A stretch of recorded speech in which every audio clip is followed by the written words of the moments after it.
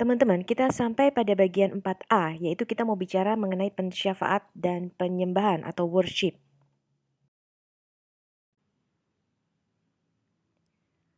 Apa itu pensyafaat, teman-teman? Syafaat itu artinya orang yang berdiri di antara Allah dan manusia, the man who's standing in the gap. Jadi Allah dan manusia itu tidak bisa dipersatukan karena Allah begitu kudus dan kita begitu kotor. Jadi kita itu berada di posisi yang berseberangan dengan Tuhan.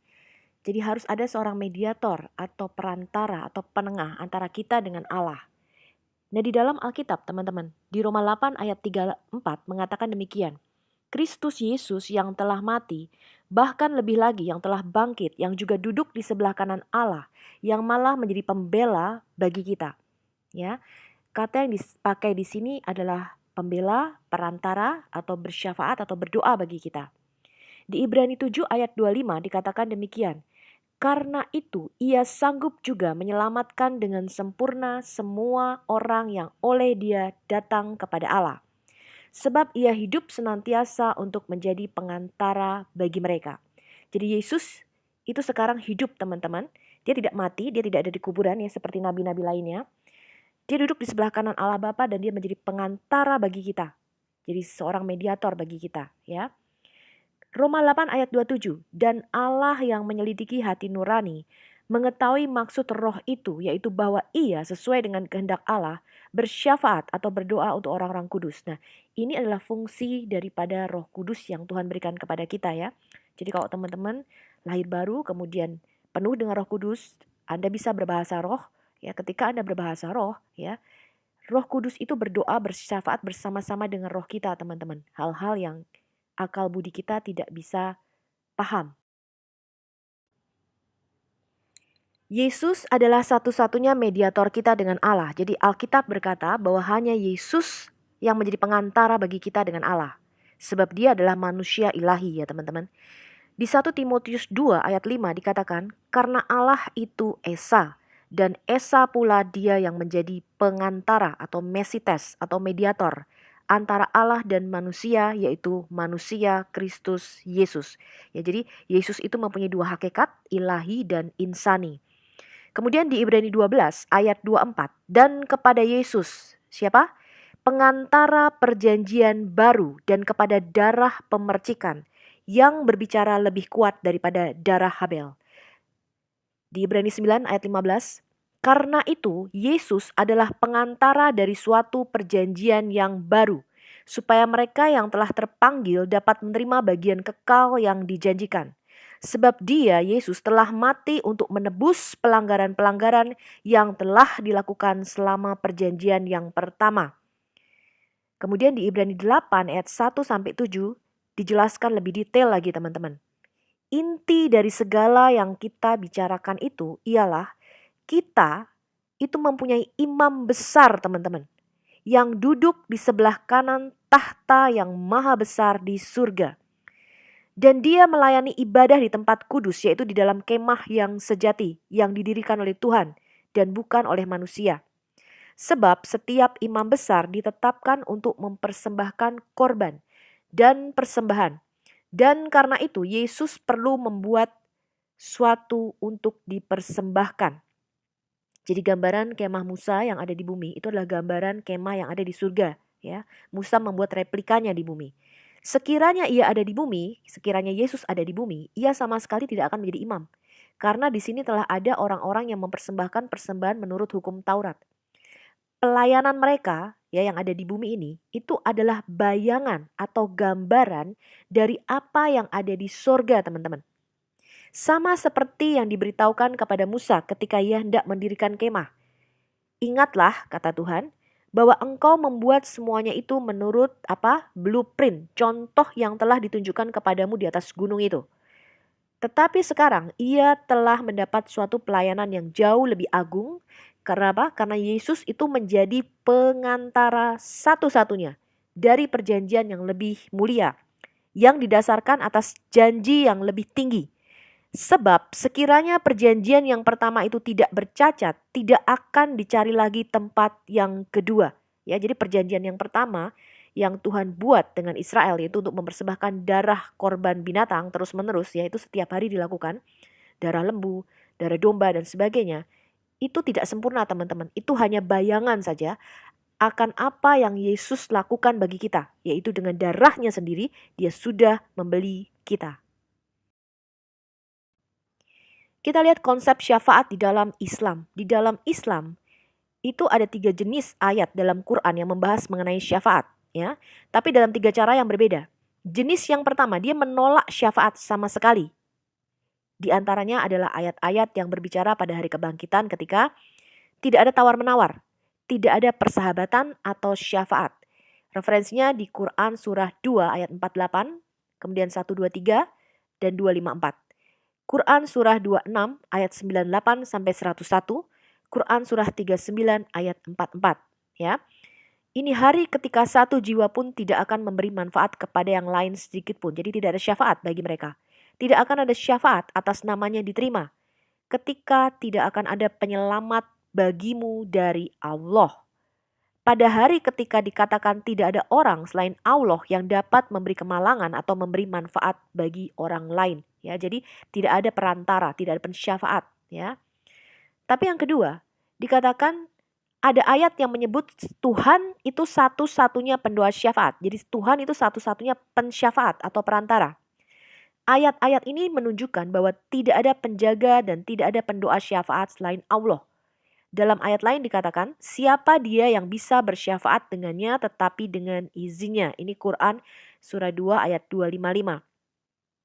Ayat ketiga, di mana dikonfirmasi ada orang-orang yang bisa bersyafaat tergantung jenis orangnya dan tergantung perkenanan Allah. Ya, mana orang yang dia senangi untuk bisa bersyafaat. Ayat-ayat yang berakhir dengan frase seperti tidak ada pendoa syafaat kecuali dengan izinnya atau dengan mereka tidak bersyafaat kecuali untuk siapa yang dia setujui. Dan karena takut kepadanya mereka gemetar. Ini referensinya di ayat Quran surah 19, 87, Quran surah 34, ayat 23, 53, ayat 26 juga mencakup pengertian yang sama. Nah tadi sudah kita lihat ya teman-teman, konsep pengantara atau mediator di dalam Islam atau pensyafaat ini masih belum jelas. Jadi ada yang mengatakan tidak ada perantara sama sekali karena seorang manusia berdosa itu tidak bisa menjadi pensyafaat atau perantara manusia berdosa lainnya. Gitu ya teman-teman. Tidak bisa gitu ya. Kita sendiri punya hutang, bagaimana kita membayar hutang orang lain. Ceritanya begitu.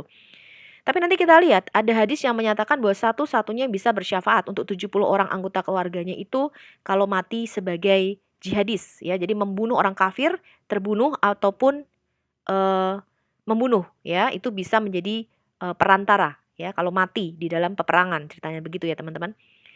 Nah ini ada hadis yang menyatakan bahwa ayah Muhammad ada di neraka. Seorang pria bertanya, di mana ayah saya? Utusan Allah, dia membalas, ayahmu ada di neraka. Ketika dia berbalik, dia berkata, ayah saya dan ayahmu ada di neraka. Ini referensinya ada di Sunan Abu Daud 4718. Anda bisa lihat sendiri, Anda bisa post, dan Anda bisa baca sendiri hadisnya. Kemudian referensi lain teman-teman yang mengatakan Abu Hurairah melaporkan utusan Allah mengatakan, saya meminta izin untuk meminta pengampunan bagi ibu saya, Aminah ya. Tapi dia tidak memberikannya kepada saya. Saya meminta izin kepadanya untuk mengunjungi makamnya dan dia memberikan izin kepada saya. Ini ada di Sahih Muslim 976a. Ya. Nah, jadi dari dua referensi tersebut teman-teman mengatakan bahwa ayah dan ibu Muhammad itu ada di neraka. Ini kesaksian dari Muhammad sendiri ya, sesuai dengan hadis. Sekarang kita lihat, Muhammad tidak dapat menolong kaumnya dan anaknya dari neraka. Abu Hurairah berkata, ketika ayat berikut diturunkan, kalau tadi ayah dan ibu Muhammad kan sudah mati ya. Kalau kita bersyafaat bagi orang yang sudah mati, tentu saja nggak bisa. Itu hanya bisa dilakukan oleh Yesus. Ya, jadi ketika Yesus turun ke dunia orang mati, dia memproklamasikan bahwa dia adalah Mesias, maka orang-orang kudus itu ikut bangkit teman-teman. Ya, pada waktu kebangkitan Yesus, orang-orang kudus itu ikut bangkit bersama dengan Tuhan. Ya, kemudian mereka naik ke Firdaus. Tapi bagi kita manusia, kita tidak bisa bersyafaat untuk orang yang sudah mati. Nah, masuk akal ya teman-teman kalau ayah dan ibu Muhammad, walaupun ayahnya bernama Abdullah, tapi penyembah pagan, penyembah berhala. Jadi mereka bukan hanya menyembah Allah, tapi juga menyembah berhala lainnya yang ada di Ka'bah pada waktu itu. Nah, ini masuk akal ya, kita tidak bisa menolong orang yang sudah mati ya, tidak ada harapan bagi mereka. Tapi lihat di sini, ini orang yang masih hidup. Abu Hurairah berkata, ketika ayat berikut diturunkan, peringatkan saudara dekatmu. Ini Quran surah 26 ayat 214. Nabi, semoga Allah memberkatinya dan memberinya damai, berdiri dan berseru berkata, Bani Kab ibnu Lubai, selamatkan dirimu dari neraka. Bani Abdu Manaf, Manaf ini salah satu sesembahan ya, sesembahan suku Quraisy. Selamatkan dirimu dari neraka. Bani Hashim, selamatkan dirimu dari neraka. Bani Abdul Muthalib, selamatkan dirimu dari neraka. Fatimah putri Muhammad, selamatkan dirimu dari neraka. Saya tidak memiliki kuasa apapun untuk membelamu di hadapan Allah, kecuali fakta bahwa kamu memiliki ikatan kekerabatan. Ini ada di Syahih Al-Adab Al-Mufrad 48, buku 2, hadis 2, atau English referensi buku 2, hadis 48. Nah, tadi kita sudah melihat bahwa Muhammad mengaku tidak bisa menjadi pengantara atau pensyafaat baik bagi para pendahulunya, orang-orang yang sudah mati, ataupun generasi yang masih hidup yang akan datang. Bahkan Muhammad meminta syafaat ya, atau solawat.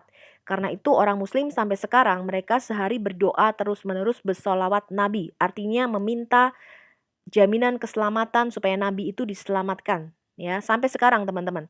Nah, ini tidak ada dalam konsep Alkitab. Dalam konsep Alkitab, tidak ada nabi yang perlu kita doakan, teman-teman. Mereka justru berdoa bagi kita. Jadi orang-orang kudus yang ada di surga itu bersyafaat bagi kita. Ya, termasuk Yesus satu-satunya pengantara yang ada di hadapan Bapa. Nah, kita baca lagi. Tafsir Ibnu Katsir menegaskan dengan menyebutkan ayat 60 ya. Quran surah ayat 60 ayat 3 mengatakan demikian. Kerabat karibmu dan anak-anakmu sekali-kali tiada bermanfaat bagimu pada hari kiamat. Dia akan memisahkan antara kamu dan Allah Maha melihat apa yang kamu kerjakan. Nah, tafsir Ibnu Katsir mengatakan demikian. Keluarga dekatmu tidak akan bermanfaat di sisi Allah sedikit pun. Karena Allah menghendaki derita bagimu Muhammad, tidak ada perbuatan manfaat mereka yang bisa sampai kepadamu.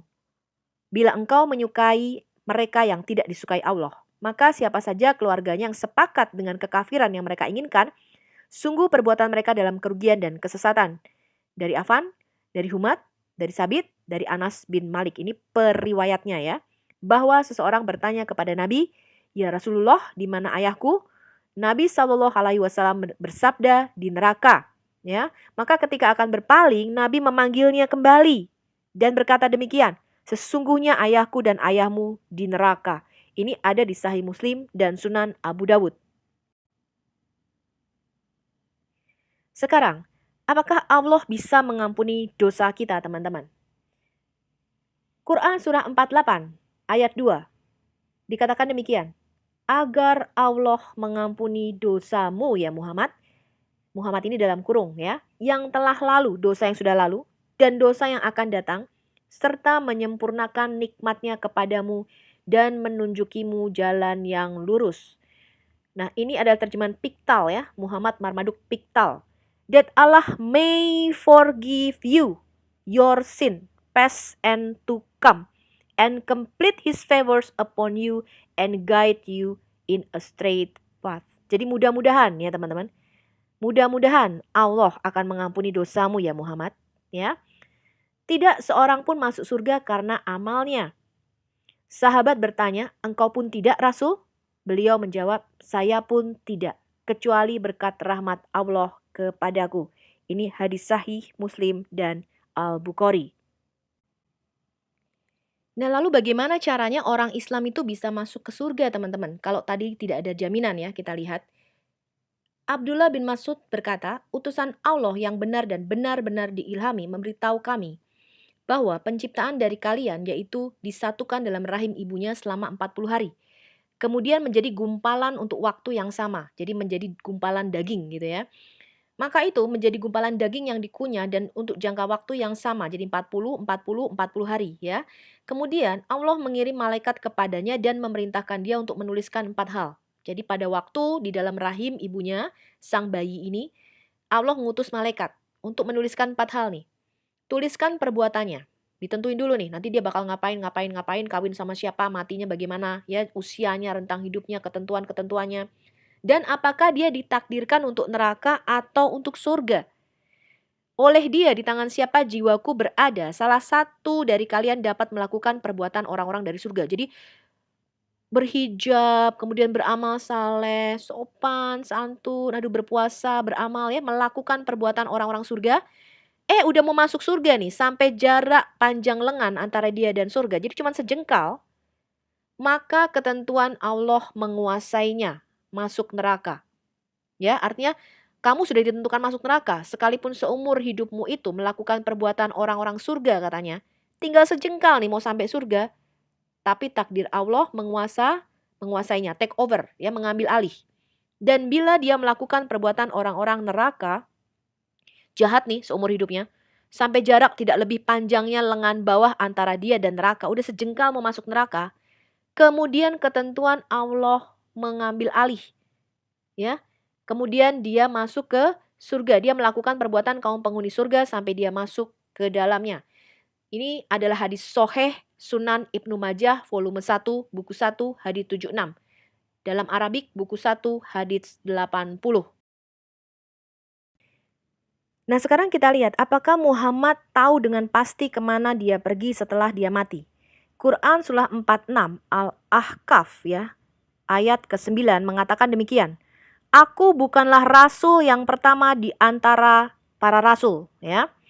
Dan aku tidak mengetahui apa yang akan diperbuat terhadapku dan tidak pula terhadapmu.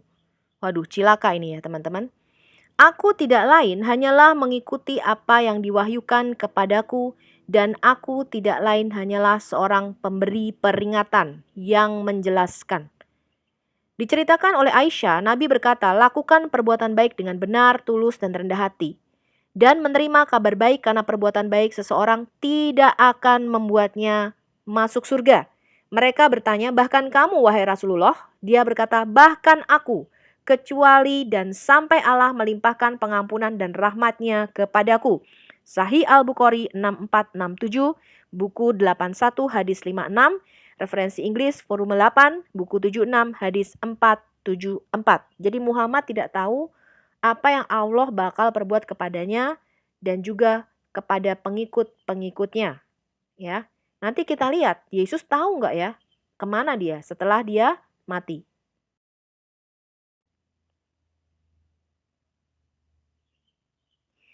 Ini Quran surah 35, Fatir, ayat 18.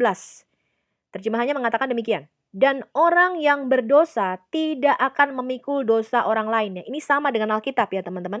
Kita semua sudah berdosa, sudah kehilangan kemuliaan Allah. Dan konsep dosa kemarin apa kita belajar? Hutang. Nah, saya orang berhutang, saya orang berdosa. Dosa saya banyak. Anda orang berhutang juga kepada Allah. Saya nggak bisa bayarin dosamu teman-teman. Kamu juga nggak bisa bayarin dosaku. Kenapa? Kita masih punya hutang, sama-sama ngutang nih. Jadi yang bisa membayarin adalah orang yang tidak berhutang atau tidak berdosa. Ya, kita lanjutkan baca. Dan orang yang berdosa tidak akan bisa memikul dosa orang lain. Dan jika seseorang yang berat dosanya memanggil orang lain untuk memikul dosanya, itu tiadalah akan dipikulkan untuknya sedikit pun meskipun yang dipanggilnya itu kaum kerabatnya. Jadi bisa nggak kamu mikul dosaku katanya gitu ya. Sesungguhnya yang dapat kamu beri peringatan hanya orang-orang yang takut kepada azab Tuhannya. Ya, sekalipun mereka tidak melihatnya. Dan mereka mendirikan sembayang. Dan barang siapa yang mensucikan dirinya, sesungguhnya ia mensucikan diri untuk kebaikannya sendiri. Jadi dia harus berusaha sendiri teman-teman. Gimana caranya gue masuk surga?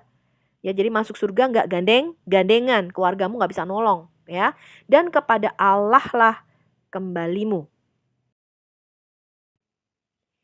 Nah sekarang kita lihat teman-teman, ada sekitar 10 orang ya, kalau saya nggak salah yang dijanjikan surga oleh Muhammad, ya, yang katanya kalau kamu berjihad, pergi berperang bersama-sama dengan aku, surga jaminanmu. Nah salah satu yang dijanjikan surga oleh Muhammad itu adalah Abu Bakar. Nah saya tidak tahu dari mana Muhammad bisa menjanjikan surga kalau dia sendiri belum mendapatkan jaminan, ya. Nah Abu Bakar yang dikenal sebagai salah satu khalifah yang dibimbing dengan benar dan telah menjadi salah satu dari yang pertama yang dijanjikan surga oleh menantunya Muhammad. Jadi Abu Bakar ini bapaknya Aisyah ya teman-teman. Aisyah tuh istrinya Muhammad yang paling kecil. menceritakan demikian teman-teman. Abu Bakar menceritakan ketidakpastian keselamatan dirinya sendiri. Abu Bakar mengatakan demikian, "Demi Allah, aku tidak akan merasa aman dari penipuan Allah. Bahkan jika saya memiliki satu kaki menginjak di surga." Ya, jadi Allah itu terkenal sebagai pembuat tipuan terbaik, ya. Jadi makar, ya, makar itu artinya merencanakan, memplot untuk sesuatu yang buruk. Ya, jadi dia tidak merasa aman nih. Dia mengatakan ini karena dia tahu bahwa Allah di dalam Islam itu disebut Khairul Makirin, the best of deceivers. Ini Quran Al-Imran ayat 54, ya. Sebuah tradisi muslim dari koleksi Bukhari tentang kehidupan Muhammad juga menggambarkan Muhammad selalu mengatakan demikian. "Meskipun aku adalah Rasul Allah, namun aku tidak tahu apa yang akan Allah lakukan denganku." Ini Sahih Al-Bukhari buku 63 nomor 155. Dua jalan jaminan ke surga di dalam Islam. Barang siapa berhijrah di jalan Allah, niscaya mereka akan mendapatkan di bumi ini tempat hijrah yang luas dan rezeki yang banyak. Barang siapa keluar dari rumahnya dengan maksud berhijrah karena Allah dan Rasul-Nya, kemudian kematian menimpanya sebelum sampai ke tempat yang dia tuju, maka sungguh pahalanya telah ditetapkan di sisi Allah dan Allah Maha Pengampun, Maha Penyayang. Ini An-Nisa ayat 100. Komentator Islam, ya sekarang kita lihat apa sih tafsir Islam sendiri mengenai ayat ini. Ini adalah Ibnu Katsir, ya, yang wafat tahun 1373. Dia meneliti surah 4 ayat 100 di atas dari Al-Quran dan menghubungkan makna yang ia lihat di dalam teks itu. Allah memberitahu kita bahwa mereka yang berhijrah demi Allah, yang berusaha mendapatkan perkenanannya, dan apa yang ada bersamanya, meninggalkan tanah air, keluarga, dan teman-teman mereka, meninggalkan negara mereka demi Allah dan Rasul-Nya untuk mendukung agamanya. Ini jadi berhijrah untuk berperang, ya teman-teman. Kemudian mereka terbunuh, yaitu apa? Dalam jihad, atau mereka mati, yaitu mereka meninggal tanpa terlibat dalam pertempuran. Jadi baru tengah jalan mau menuju peperangan, mati mungkin karena bencana alam dan sebagainya, atau sakit dan sebagainya, ya. Mereka akan mendapatkan hadiah besar. Ya, ini tafsir Ibn Katsir.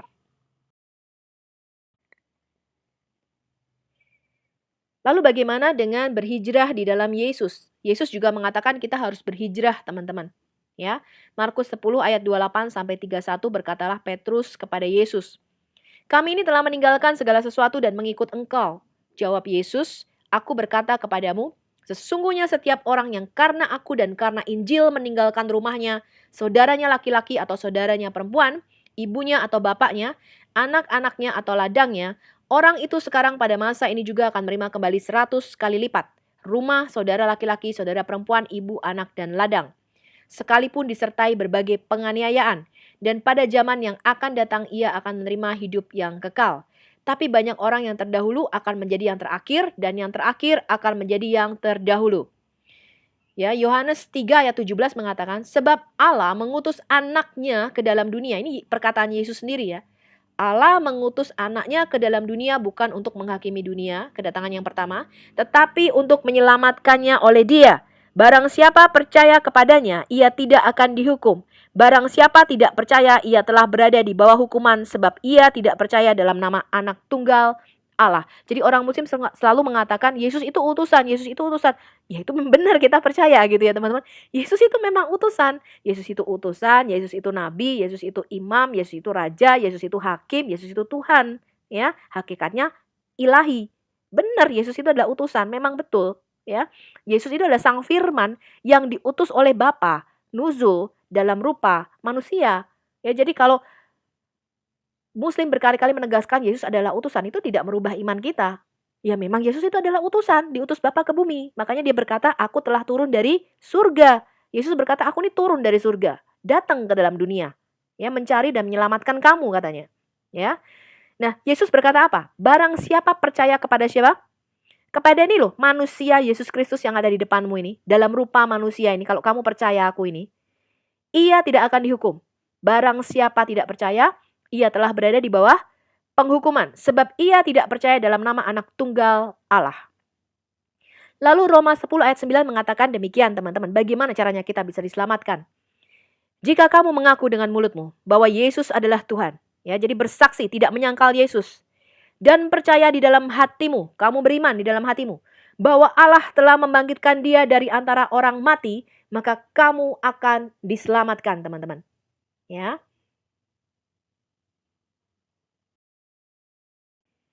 Lalu tadi yang pertama dengan cara berhijrah, lalu yang kedua bagaimana teman-teman? Jalan ke surga menurut Islam yang kedua adalah berjihad. Yaitu Quran surah 9 ya, At-Taubah ayat 111. Sesungguhnya Allah membeli dari orang-orang mukmin baik diri maupun harta mereka dengan memberikan surga untuk mereka. Mereka berperang di jalan Allah sehingga mereka membunuh atau terbunuh, ya, sebagai janji yang benar dari Allah di dalam Taurat, Injil, dan Al-Quran. Dan siapakah yang lebih menepati janjinya selain Allah? Maka bergembiralah dengan jual beli yang telah kamu lakukan itu. Yang demikian itulah kemenangan yang agung. Jadi tetap harus berjihad. Ya tadi harus berhijrah yang ikut perang untuk apa? Berjihad. Nah ini salah satu atau satu-satunya jalan menuju keselamatan. Kita baca lagi di Quran surah 61 As-Saff ya, ayat 10 sampai 12. Wahai orang-orang yang beriman, maukah kamu aku tunjukkan suatu perdagangan yang dapat menyelamatkan kamu dari azab yang pedih? Yaitu apa? Kamu beriman kepada Allah dan Rasul-Nya dan berjihad di jalan Allah dengan harta dan jiwamu. Itulah yang lebih baik bagi kamu jika kamu mengetahui niscaya Allah mengampuni dosa-dosamu dan memasukkan kamu ke dalam surga yang mengalir di bawahnya sungai-sungai dan ke tempat-tempat tinggal yang baik di dalam surga. Adnan, itulah kemenangan yang agung. Kemudian An-Nisa ayat 74. Karena itu, hendaklah orang-orang yang menjual kehidupan dunia untuk kehidupan akhirat berperang di jalan Allah.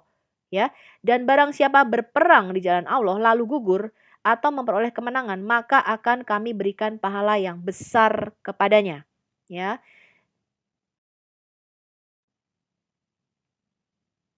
Satu-satunya jalan ke surga di dalam Islam adalah berjihad. Sejarawan Islam terkenal, At-Tabari, berbicara tentang jihad di jalan Allah seperti berikut. Kami memerangi, ya, berperang untuk membunuh artinya ya, orang-orang sampai mereka percaya kepada Allah. Dia yang percaya kepada Allah dan Rasul-Nya telah melindungi kehidupan dan harta miliknya dari kita. Adapun orang yang kafir, kita akan berperang selamanya karena Allah. Membunuhnya adalah masalah kecil bagi kita. Buku Tafsir Al-Tabari 9 ayat 69. Ya. Ini juga janji-janji yang diberikan kalau teman-teman ada yang dibujuki ya teman-teman. Ini Osama bin Laden untuk para martirnya di jalan jihad atau perang suci. Itu sebagian besar selaras dengan janji-janji dari Quran surah 9 ayat 111, surat 61 ayat 10 sampai 12, surat 4 ayat 74 di atas ya. Jadi mereka akan dibujuk ya. Dengan cara apa? Hak istimewa martir itu dijamin oleh Allah. Pengampunan dengan darah pertama dari darahnya, dia akan ditunjukkan tempat duduknya di surga. Dia akan dihiasi dengan perhiasan bagi orang-orang percaya, kemudian dinikahkan dengan perawan surga, dilindungi dari siksa kubur, jaminan keamanan di hari pengadilan, dimahkotai dengan mahkota martabat, sebuah batu delima yang lebih baik daripada seluruh dunia di bumi ini dan seluruh isinya, dikawinkan dengan 72, ya minimal ini ya, minimal 72 dari perawan surga yang murni dan indah. Dan syafaatnya atas nama 70 kerabatnya akan diterima. Jadi dia bisa bersyafaat untuk 70 keluarganya kalau dia mati martir ya teman-teman. Kalau dia membunuh orang-orang kafir. Dengan kata lain, melawan dan membunuh orang-orang yang tidak beriman, kafir ya. Oleh sebab Allah datang dengan jaminan imbalan masuk surga, pengampunan dosa, kehormatan, perawan surgawi, dan kemampuan untuk menjadi pensyafaat atas nama keluarganya. Ini jelas berbeda dengan apa yang Injil ajarkan atau Alkitab ajarkan ya teman-teman ya. Lalu bagaimana dengan apa kata Alkitab teman-teman? Bagaimana caranya kita bisa keluar ya teman-teman dari kubangan dosa ini, kemudian kita dapat mencapai keselamatan kekal. Karena Alkitab berkata keselamatan kekal atau kehidupan kekal yaitu bersama dengan Tuhan, itu adalah tujuan hidup kita, ya. Mazmur 49 ayat 7 sampai 9 mengatakan demikian, tidak seorang pun tuh berarti tidak ada manusia satu pun ya yang dapat membebaskan dirinya atau memberikan tebusan kepada Allah ganti nyawanya. Karena apa? Terlalu mahal harga pembebasan nyawa kita teman-teman. Dan tidak memadai untuk selama-lamanya. Jadi kita tidak bisa kasih imbalan apapun kepada Tuhan. Kita bilang, Tuhan aku kasih berpuluh-puluh ribu lembu, berpuluh-puluh ribu kambing domba teman-teman untuk dipersembahkan. Tetap tidak cukup teman-teman. Ya. Karena apa? Roma 3 ayat 23 mengatakan, karena semua orang telah berbuat dosa. Jadi kita tuh dikurung. Kamu tuh tidak ada jalan lain. Ya. Semua orang telah berbuat dosa. Kita telah kehilangan kemuliaan Allah. Nah, kemarin kita belajar, kehilangan kemuliaan Allah itu artinya kita disposisi. Kita tuh nggak pada posisi semula, yaitu menjadi manusia ilahi. Kita sudah kehilangan itu, keilahian di dalam diri kita. Kita menjadi manusia duniawi, teman-teman. Ya, yang tadinya kita harusnya bisa berhubungan dengan dunia roh, ya, juga berhubungan dengan dunia material atau fisik. Sekarang nggak bisa, teman-teman. Ya, untuk kita bisa masuk ke dalam dimensi roh, itu perlu penebusan Yesus. Ya, kita sudah kehilangan kemuliaan itu. Jadi posisinya tuh meleset, teman-teman. Ya. Roma 6 ayat 23 mengatakan demikian. Upah dosa ialah apa? Maut atau kematian. Makanya saya harus mati, Anda juga harus mati. Karena kita semua ini orang berdosa, teman-teman. Ya. Dan saya merasa puji Tuhan, syukur ya teman-teman, ketika saya pertama kali lahir baru, teman-teman bertanya, kok kamu bisa mengalami itu, kenapa? Saya bersaksi karena saya ini dosanya begitu besar. Tapi saya merasakan kasih Tuhan yang luar biasa. Ya teman-teman, yang mengampuni dosa-dosa saya. Kalau Tuhan tidak jamah saya tidak ketemu Tuhan, saya nggak tahu jadinya apa ya teman-teman ya. Nah, dikatakan demikian teman-teman. Tetapi karunia Allah ialah hidup yang kekal di dalam Kristus Yesus Tuhan kita. Lalu bagaimana apa kata Quran? Quran surah 19 ya, surah Maryam ayat 71 mengatakan demikian. Tidak seorang pun di antara kamu yang tidak mendatangi neraka. Hal itu bagi Tuhanmu adalah suatu ketentuan yang sudah ditetapkan. Jadi konsep Islam ya, itu mereka harus masuk neraka dulu teman-teman. Bayar dosanya di neraka. Berapa lama nggak tahu. Tergantung, kalau amalmu banyak, mungkin kamu sebentar di neraka. Tapi kalau kamu banyak kejahatannya, ya kamu bisa selama-lamanya nggak keluar-keluar dari neraka. Ya. Nah, Quran Surat Al-Baqarah ayat 80-81. Dan mereka berkata, neraka tidak akan menyentuh kami kecuali beberapa hari saja. Jadi mereka mengatakan kami sebentar saja di neraka. Katakanlah, sudahkah kamu menerima janji dari Allah, sehingga Allah tidak mengingkari janjinya? Ataukah kamu mengatakan tentang Allah sesuatu yang tidak kamu ketahui? Bukan demikian katanya. Barang siapa berbuat apa? Keburukan atau kejahatan dan dosanya telah menenggelamkannya, maka mereka itu penghuni neraka, mereka kekal di dalamnya. Ya, jadi neraka itu kekal. Nggak pindah-pindah gitu, nggak ada transit teman-teman. Ya, di Alkitab sekali masuk neraka ya udah masuk neraka, ya, nggak bisa keluar dari situ. Nah lalu apa sih kata Alkitab tentang dosa teman-teman? Ya tadi kita belajar sedikit teman-teman bahwa original dari dosa ini adalah dari iblis atau setan. Jadi setan inilah yang pertama kali berbuat dosa atau kejahatan, ya. Dia adalah permulaan dari semua dosa. Dikatakan dia bapa segala pendosa dan bapa segala pembohong, ya. Setan itu rebel ya atau memberontak melawan firman Tuhan. Nanti ketika kita sampai di kitab Yesaya atau Yeskiel, kita akan bahas sedikit dalam sesi khusus mungkin ya, di original sin ya atau dosa asal. Nah, lalu bagaimana dengan kita? Manusia kita dibujuk oleh setan turut serta di dalam pemberontakan itu, ya. Dosa manusia di dalam Alkitab itu seperti hutang. Yesus memberikan perumpamaan dosa itu seperti orang yang mempunyai hutang, teman-teman. Di Matius 18 ayat 21 sampai 35, ada seorang berhutang kepada raja 10.000 talenta, tapi orang itu tidak mampu membayar hutangnya. Ini kita perumpamaannya ya, kita berhutang kepada Tuhan, kepada raja. Maka raja memerintahkan dia, istri dan anak-anaknya dijual, masukin ke neraka nih sebagai pelunas hutang. Kemudian kita mohon belas kasihan kepada Tuhan dan raja itu membebaskan hutangnya, teman-teman. Tapi kita, orang itu ya, kemudian bertemu dengan temannya yang berhutang 100 dinar. Dia mencekik kawannya meskipun kawannya sujud memohon belas kasihan. Dia memasukkannya ke penjara. Maka ketika raja itu mendengar perbuatan itu, marahlah dia dan menyerahkan orang itu kepada algojo, nih kepada setan-setan ya. Nah, ini adalah satu perumpamaan teman-teman, bagaimana kita ini yang berhutang demikian besar kepada Tuhan. Tuhan itu sudah ngampuni kita loh, ketika kita memohon belas kasihan, bertobat, menyesal. Darah Yesus menghapuskan, kita percaya Yesus sudah menebus mati bagi dosa-dosaku. Tapi kita tidak mau mengampuni orang lain yang mau membunuh kita, memfitnah kita, ya, membenci kita. Kita nggak mau ngampuni teman-teman. Yesus katakan apa? Jika kamu tidak mengampuni dosa sesamamu, maka Bapamu di surga juga tidak akan mengampuni dosamu. Maka Yesus di atas kayu salib, dia berkata apa? Bapa, ampunilah mereka. Karena mereka tidak tahu apa yang mereka perbuat. Ya. Nah, Yesus tidak munafik, teman-teman. Dia benar-benar do the talk. Ya, dia melakukan apa yang dia katakan. Nah, kita juga harus mencontoh seperti Yesus. Kita harus mengampuni teman-teman kita. Ya. Dalam doa Bapa kami, ini menjadi lebih jelas lagi, teman-teman.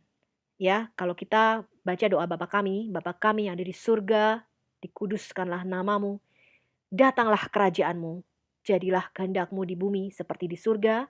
Ya, berilah pada kami makanan kami yang secukupnya pada hari ini. Dan apa? Ampunilah, bahasa Inggrisnya lebih jelas, teman-teman. Ampunilah hutang kami, teman-teman. Our debt. Ya, seperti kami pun mengampuni our debtors. Orang yang berhutang kepada kami. Itu bahasa aslinya. Ya, kalau bahasa Indonesia diterjemahkan menjadi ampunilah kesalahan kami seperti kami pun mengampuni orang yang bersalah kepada kami. Tapi aslinya adalah ampuni hutang kami, Tuhan. Seperti kami pun mengampuni orang yang berhutang kepada kami. Lunaskan hutang kami, Tuhan. Seperti kami juga menganggap lunas orang yang berhutang kepada kami. Dan Alkitab berkata kalau kamu berkata kamu mengasihi Allah yang tidak kelihatan, tapi kamu tidak mengasihi saudara-saudaramu yang kelihatan, ya. Kita mengasihi bukan hanya orang-orang Kristen, teman-teman. Kita mengasihi orang-orang Muslim, teman-teman. Ya, mereka kadang-kadang memfitnah kita, membuat video-video diedit, ya, sedemikian rupa, ya, dilecehkan, ya, dibuat tertawaan. Kita mengampuni karena mereka pada dasarnya nggak tahu apa yang mereka perbuat, ya teman-teman. Kita ampuni mereka, teman-teman. Yesus berkata, ampuni musuhmu, ya, ampuni dia, orang yang membenci kamu. Disitulah kamu menjadi anak-anak Bapamu di surga, ya. Jadi Yesus berkata, kalau kamu tuh, aku cinta kepada Allah, tapi kamu mengatakan bunuh Kristen, bunuh Yahudi. Alkitab berkata apa? Kamu pembohong. Karena kalau kamu tidak mengampuni dan tidak mengasihi saudara, orang manusia yang kelihatan, kamu tidak akan pernah bisa mengasihi Allah yang tidak kelihatan. Itu kata Alkitab. Nah, jadi sekarang teman-teman, kalau semua orang telah berbuat dosa, kita semua adalah orang-orang yang berhutang. Maka yang bisa membayar hutang dosa kita itu adalah orang yang tidak punya hutang alias tidak punya dosa. Jika semua orang telah jatuh dalam dosa dan berhutang kepada Tuhan, lalu siapa yang dapat menebus kita dari maut dan kematian kekal, teman-teman? Tuhan perlu satu orang manusia yang dapat menjadi penebus. Di bumi ini ada manusia banyak miliaran. Ya, pada zaman Yesus mungkin ratusan juta kali ya. Ada manusia, tapi problemnya semua berdosa. Ya, Tuhan mau tolong kita. Tapi problemnya semua manusia di bumi sudah berdosa. Di surga ada nggak yang nggak berdosa? Ada, teman-teman, yang tidak berdosa. Problemnya dia bukan manusia. Ya, karena penebus itu, ini adalah hukum roh ya teman-teman. Harus berasal dari kaumnya, jenisnya. Nanti ketika kita belajar kitab Rut, yaitu Goel, ya Goel itu adalah kinsman redeemer. Jadi seorang penebus itu harus berasal dari saudara-saudaramu, orang yang paling dekat dengan kamu. Makanya Yesus itu adalah kakak sulung kita. Ya, dia adalah yang sulung ya dari semua saudara. Jadi dia kepala, dia yang pertama, ya. Di bumi ini semua manusia berdosa, teman-teman. Di surga ada yang tidak berdosa tapi bukan manusia, dia roh. So, what is God's solution for our sins? Apa solusi Tuhan buat dosa kita? Ya. Dikatakan demikian. Karena begitu besar kasih Allah akan dunia ini, ya. Tuhan sangat mengasihi kamu dan mengasihi saya. Dikatakan apa? Dia mengutus anaknya yang tunggal. Dia mengutus sang firman itu yang tidak punya dosa. Untuk apa? Mengambil rupa manusia jadi sama dengan kita. Ya, dikatakan apa? Dia yang tidak berdosa dijadikan dosa karena kita. Makanya Yesus itu ketika di atas salib dikatakan semua dosa seluruh umat manusia itu ditimpakan kepadanya. Karena Yesus itu tidak berdosa, jadi dia tidak bisa mati. Selama Yesus berjalan di bumi ini dan dia tidak punya dosa, dikatakan Yesus itu kudus, nggak punya dosa. Jadi kematian nggak bisa menyentuh dia, teman-teman. Dia nggak bisa mati masalahnya. Makanya Yesus berkata apa? Aku meletakkan nyawaku, tidak seorang pun dapat mengambilnya. Kenapa? Dia nggak punya dosa. Ya, jadi maut itu hanya punya sengat atau punya kuasa ketika kita jatuh dalam dosa. Masalahnya Yesus tidak berdosa. Bahkan dicoba iblis, dia tetap kudus. Ya, sehingga dia nggak bisa mati. Jadi Allah harus menimpakan dosa atas Yesus supaya Yesus bisa turun ke dunia orang mati, lalu mengambil kunci maut dan kerajaan maut yang dipegang iblis, ya. Dia yang tidak berdosa dijadikan dosa karena kita. Ya, dikatakan dia tuh jadi kutuk. Karena dikatakan terkutuklah orang yang digantung di atas pohon, ya. Jadi dia tuh jadi kutuk, dia jadi substitusi, dia jadi domba pengganti ini loh teman-teman. Ya, di perjanjian lama itu dia jadi domba, anak domba kita. Dia turun dari sorga menjadi sama dengan manusia untuk menebus kita. Ya, jadi nggak bisa roh, nggak bisa malaikat, harus dari manusia. Penebus itu harus dari kinsman redeemer, harus dari orang yang paling dekat, Goel. Ya, itu prinsip. Makanya kalau kita baca Alkitab, kita harus paham. Di dalam semua perjanjian lama, kemarin kita belajar apa? Yesus itu ada di dalam setiap lembarnya, teman-teman. Ya.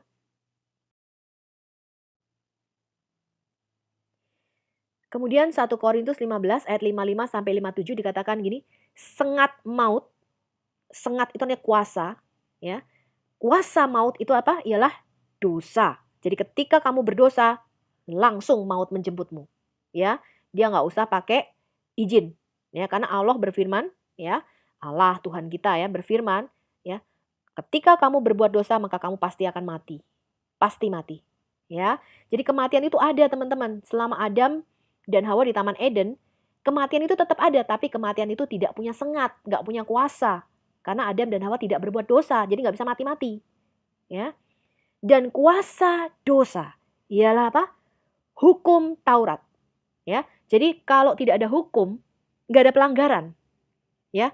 Kalau lampu lalu lintas itu teman-teman tidak dikasih, kalau merah itu harus berhenti, kamu tabrak jalan terus, ya nggak salah gitu. Kenapa? Karena nggak ada peraturannya.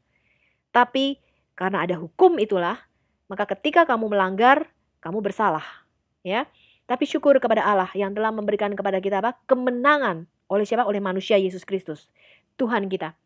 Dikatakan demikian, hai maut, di manakah kemenanganmu? Hai maut, di manakah sengatmu?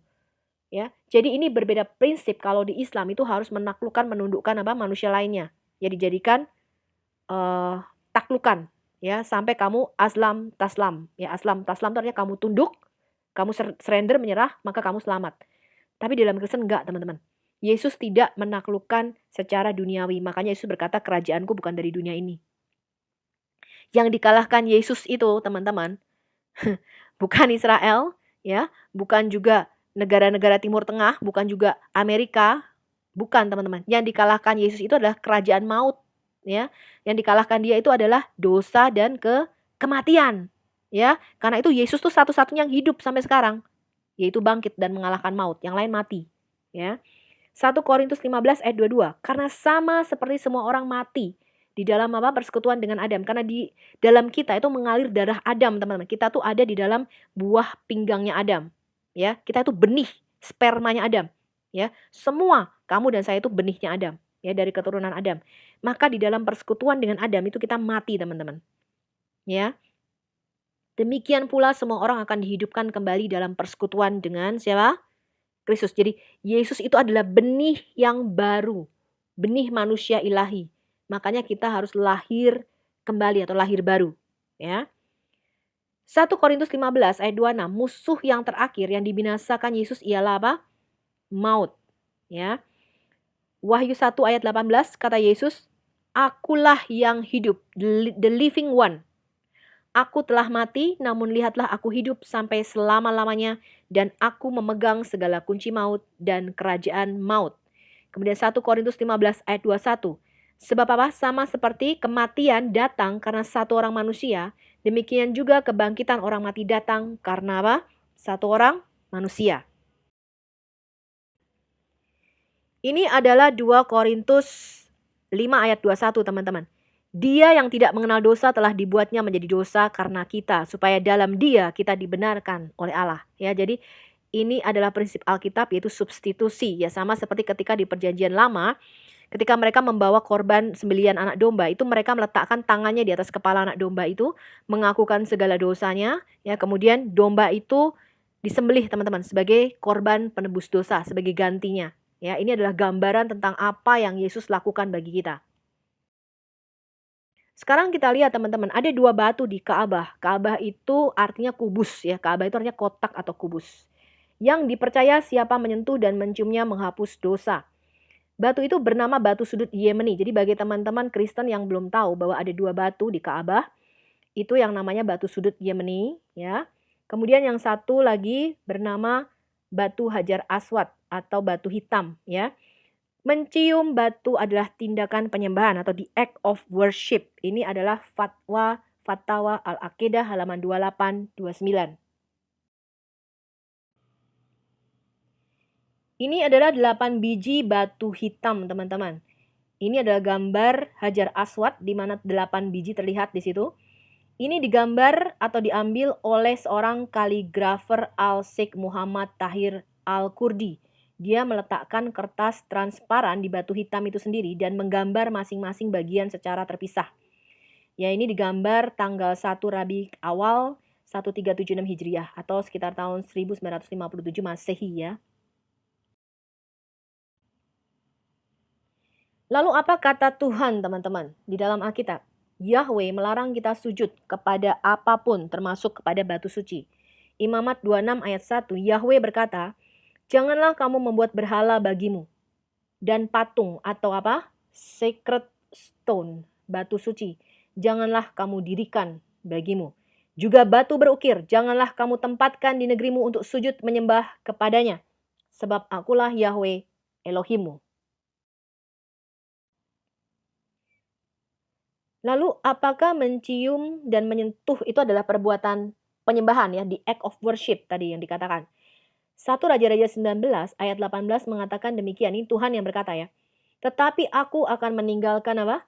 7.000 orang di Israel, yakni semua orang yang tidak sujud menyembah Baal dan yang mulutnya tidak mencium dia. Hosea 13 ayat 2. Sekarang pun mereka terus berdosa dan membuat baginya apa? Patung tuangan dari perak dan berhala-berhala sesuai dengan kecakapan mereka. Semuanya itu buatan tukang-tukang. Persembahkanlah korban kepadanya, kata mereka. Baiklah manusia mencium anak-anak lembu tuangan. Tuhan memerintahkan kita untuk menghancurkan segala jenis berhala. Jadi kalau ada yang tanya, ada orang Kristen berdoa di depan patung, ya, mencium patung, mensakralkan sebuah patung. Posisi saya di sini, teman-teman, itu harus dihancurkan, itu berhala. Ya, kalau ada gereja yang seperti itu, posisi saya adalah, ya, Anda harus keluar dari gereja itu, ya. Karena firman Tuhan berkata apa? Kita harus kembali kepada Alkitab.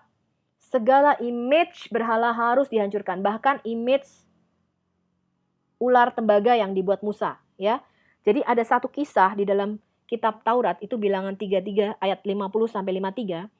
Tuhan berfirman kepada Musa di dataran Moab di tepi sungai Yordan dekat Yeriko.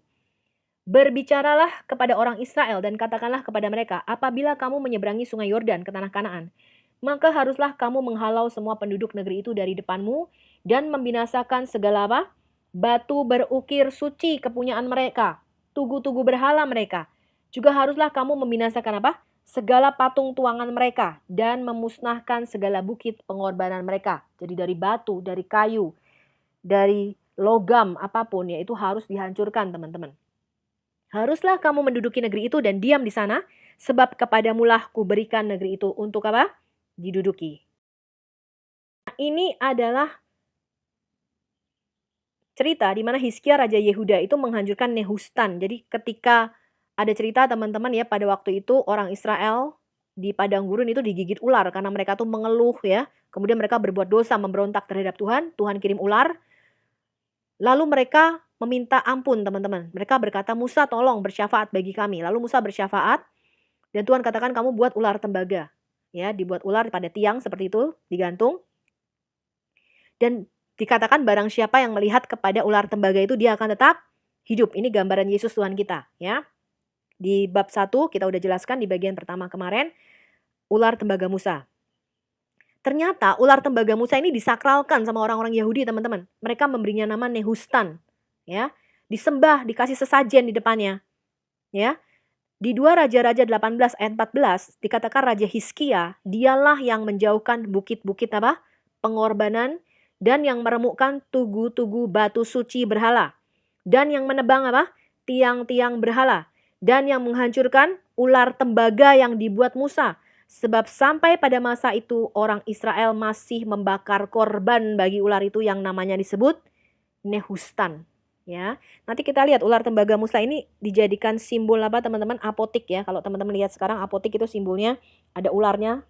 Itu karena simbol apa? Barang siapa yang melihat kepadanya itu sembuh ya.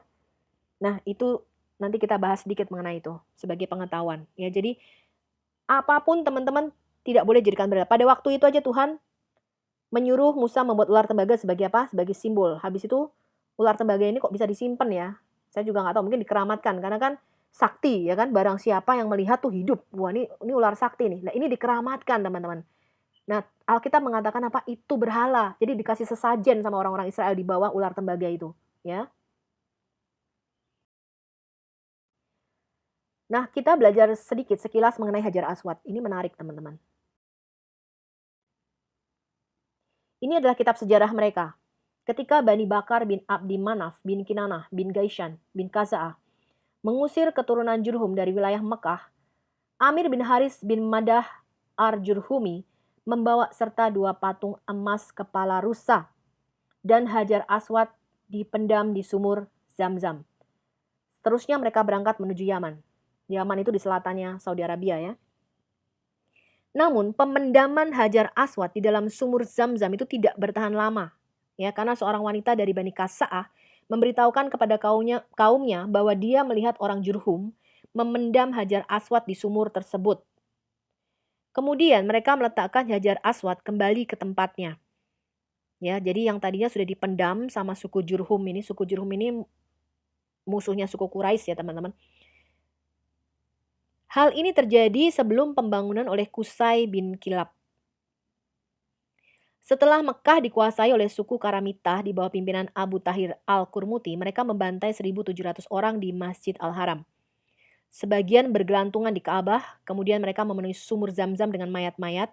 Mereka merampas harta orang-orang dan perhiasan Ka'bah, merobek-robek kiswah penutup Ka'bah, dan membagikannya kepada kawan-kawannya, merampok benda-benda berharga di dalam Ka'bah, melepas pintu Ka'bah, dan memerintahkan pula untuk mengambil talang emasnya. Ya.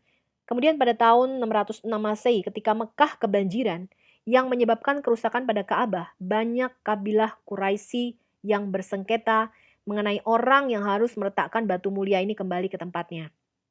Setelah disepakati, orang yang harus meletakkan adalah orang yang pertama kali masuk Ka'bah. Lalu Rasulullah Shallallahu Alaihi Wasallam menggelar sebuah kain persegi 4 dan para pemimpin kabilah diminta untuk memegang setiap sudut kain tersebut. Ya, lalu Rasulullah Shallallahu Alaihi Wasallam meletakkan Hajar Aswad kembali ke tempatnya. Ini terjadi 5 tahun sebelum kenabiannya, yaitu di usia 35. Sekitar tahun 180-an Hijriah, Abdullah bin Subair memasang lingkaran pita perak di sekeliling Hajar Aswad. Pemasangan pita perak itu dilakukan agar Hajar Aswad tetap utuh dan tidak mudah pecah. Pemasangan pita perak berikutnya dilakukan tahun 189 Hijriah ketika Sultan Harun al-Rashid berkuasa. Pada tahun 7 Zulhijjah 317 Hijriah, Abu Tahir Al-Qurmuti kembali menduduki kota Mekah, mencopot Hajar Aswad dari tempatnya secara paksa. Abu Tahir memerintahkan Jafar bin Ilaj untuk mencopot Hajar Aswad dan membawanya. Setelah sebelumnya dia melakukan kebiadaban dengan membunuh orang-orang yang sedang tawaf, itikaf, dan sholat. Mereka membawa Hajar Aswad kembali ke negerinya di Bahrain ya. Setelah itu tempat Hajar Aswad kosong. Orang-orang yang tawaf itu hanya meletakkan tangannya di tempatnya saja untuk mendapatkan berkahnya. Akhirnya Hajar Aswad dikembalikan ke tempatnya pada tanggal 10 Zulhijjah 339 Hijriah setelah 22 tahun Ka'bah kosong dari Hajar Aswad. Pada tahun 363 Hijriah, datang seorang laki-laki dari Romawi. Saat ia mendekati Hajar Aswad, ia mengambil cangkul dan memukulkannya dengan kuat ke pojok tempat Hajar Aswad hingga berbekas. Ketika ia akan mengulangi perbuatannya, seorang Yaman datang dan menikamnya sampai roboh.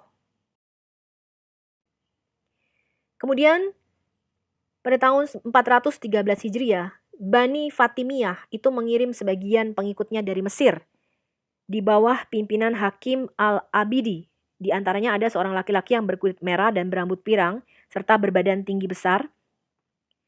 Sebelah tangannya menghunus pedang, sedangkan yang sebelah memegang pahat. Lalu dipukulkannya ke Hajar Aswad sebanyak 3 kali hingga pecah dan berjatuhan. Sambil berkata, "Sampai kapan batu hitam ini disembah? Sekarang tidak ada Muhammad atau Ali yang dapat melarangku dari perbuatanku. Kini aku ingin menghancurkan Ka'bah." Ya. Kemudian pasukan berkumpul untuk membunuh dia dan berikut para pembantunya. Kemudian pada tahun 990 Hijriah, datang seorang laki-laki asing, ini bukan orang Arab, membawa sejenis kapak dan memukulkannya ke Hajar Aswad. Kemudian Pangeran Nasyir menikamnya dengan belati hingga mati. Tahun 1268 Hijriah, Sultan Abdul Majid, Khalifah Utsmaniyah, ini yang memerintah sekitar tahun 1839 sampai 1861 Masehi, menghadiahkan sebuah lingkaran emas untuk dililitkan pada Hajar Aswad sebagai pengganti lingkaran pita perak yang telah hilang. Lingkaran emas ini kemudian diganti semula dengan lingkaran perak oleh Sultan Abdul Aziz, Khalifah Utsmaniyah yang memerintah tahun 1861-1876 Masehi ya penggantinya. Kemudian pada tahun 1331 Hijriah atas perintah Sultan Muhammad Rashid, yaitu Muhammad kelima, yang memerintah tahun 1909 sampai 1918, lingkaran pita perak itu diganti dengan lingkaran pita perak yang baru untuk menjaga dan mengekalkan keutuhannya. Hajar Aswad itu sering dililit dan dilingkari dengan lingkaran pita perak.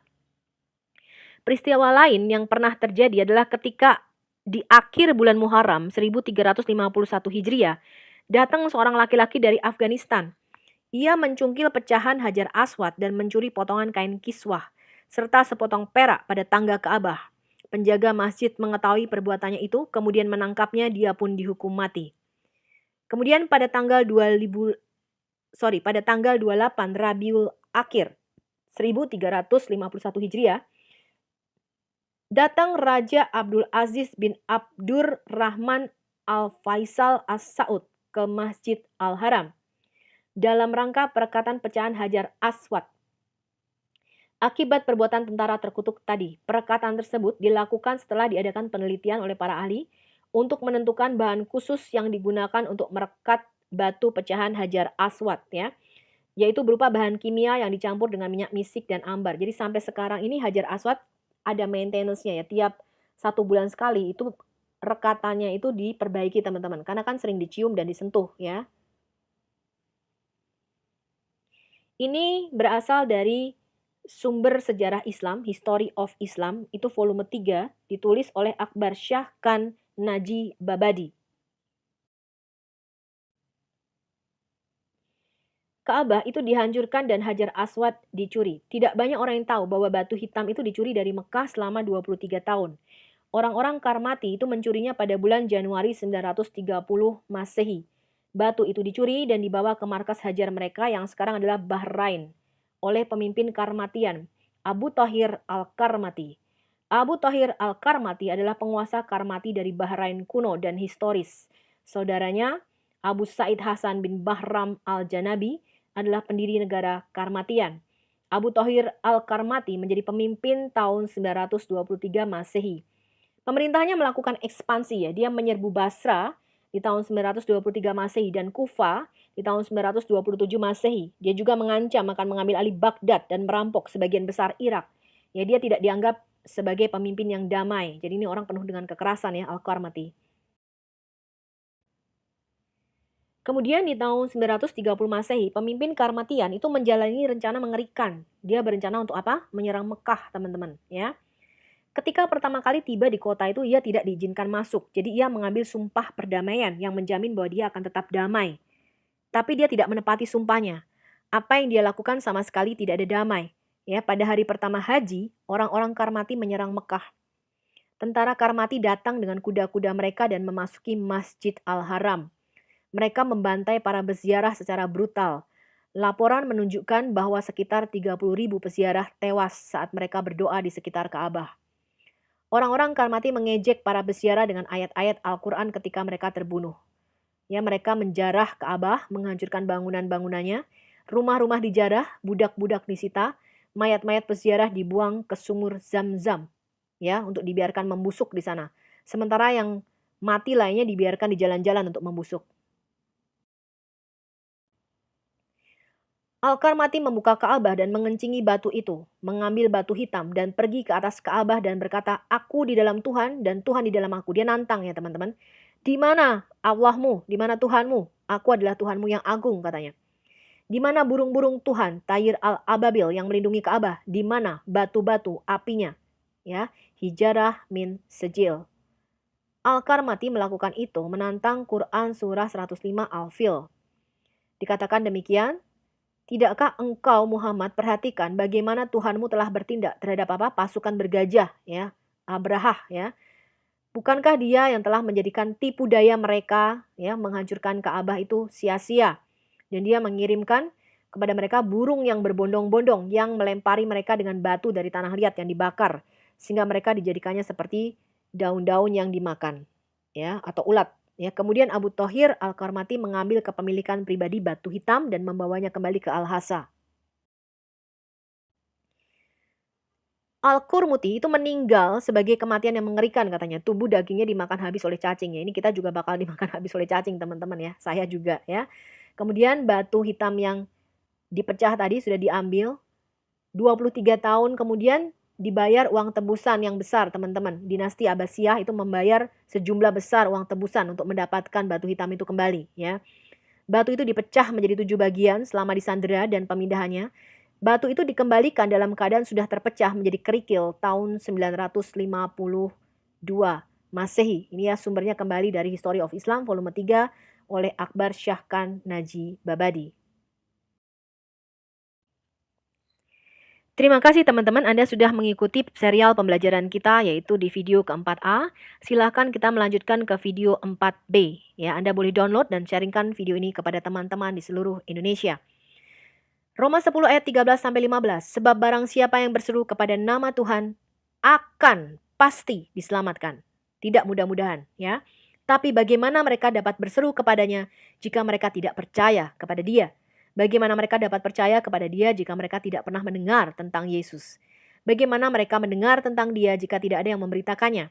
Dan bagaimana mereka dapat memberitakannya jika mereka tidak diutus ya? Seperti ada tertulis betapa indahnya kedatangan mereka yang membawa kabar baik. Marilah kita membawa kabar baik Injil ini ke seluruh pelosok Indonesia. Saya percaya dan yakin teman-teman, Indonesia pasti akan diselamatkan ya, dan Tuhan akan mencurahkan Roh Kudus-Nya atas bangsa ini. Amin.